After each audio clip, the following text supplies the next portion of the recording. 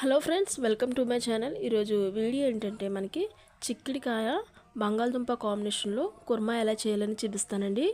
ఇది రెసిపీ మనకి చాలా అంటే చాలా టేస్ట్గా ఉంటుందండి. వీడియోని అసలు స్కిప్ చేయకుండా లాస్ట్ వరకు చూడండి. అంతకంటే ముందుగా నా ఛానల్ ఫస్ట్ టైం చూస్తున్నట్టయితే నా ఛానల్ని సబ్స్క్రైబ్ చేసుకోండి.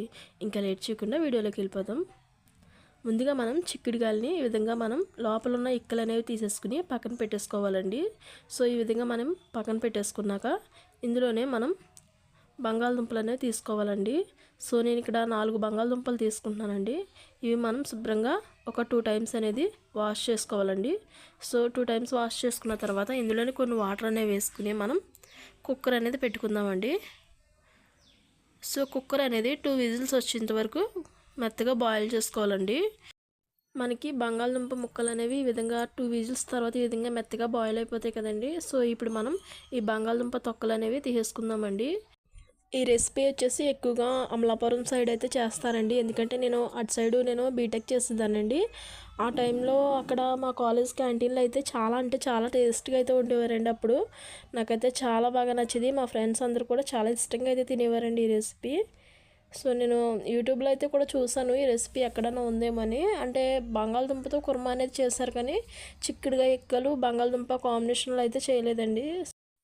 మనం బంగాళదుంప తొక్క అనేది తీసేసుకున్నాక ఇవి బంగాళదుంప తొక్కలు మనం ఇందాక ఉడికించుకున్న చిక్కుడిక్కలు ఇవన్నీ కూడా మనం ఇందులో వేసుకుని మిక్సీ పట్టుకుందామండి. కొంచెం పలుకులుగా అయితే మిక్సీ పట్టుకోండి, బాగా పేస్ట్లో అయితే వద్దు. సో ఈ విధంగా మనం ఇందులోనే కొంచెం 1 స్పూన్ పసుపు, 1 స్పూన్ సాల్టు, కొత్తిమీర, కరివేపాకు ఈ విధంగా శుభ్రంగా క్లీన్ చేసుకుని ఇది కూడా ఇందులో వేసుకుని కొంచెం పలుకులుగా అయితే మిక్సీ పట్టుకుందామండి. సో ఈ విధంగా మనం మిక్సీ పట్టుకున్న దాన్ని మనం తాలింపు అనేది పెట్టుకుందామండి. తాలింపులోకి ఏమేమి కావాలో చూడండి. ఎండుమిరపకాయలు, వెల్లుల్లి, పచ్చిశనగపప్పు, కరివేపాకు, ఆవాలు, జీలకర్ర, వేరుశనగుళ్ళు ఇవన్నీ కూడా మనం తాలింపులోకి రెడీ చేసుకుని పెట్టుకుందామండి. ఇప్పుడు మనం గ్యాస్ మీద ఒక గిన్నె అనేది పెట్టుకుని కొంచెం ఆయిల్ అనేది వేసుకుని ఆయిల్ అనేది బాగా వేడెక్కిన తర్వాత ఇందులో మనం రెడీ చేసి పెట్టుకున్న వెల్లుల్లి, ఎండుమిరపకాయలు, పచ్చిశనగపప్పు, జీలకర్ర అన్నీ కూడా మనం ఇందులో వేసుకుందామండి.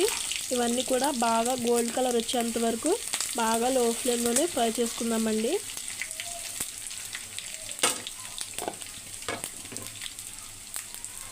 సో ఈ విధంగా ఫ్రై అయిన తర్వాత మనకి ఇందాక రెడీ చేసి పెట్టుకున్న బంగాళదుంప చిక్కుడుగా ఎక్కలో పేస్ట్ ఉంటుంది కదండి, ఈ పేస్ట్ కూడా మనం ఇందులో వేసుకుని ఒక 2 మినిట్స్ అనేది లో ఫ్లేమ్లోనే కుక్ చేసుకోవాలండి.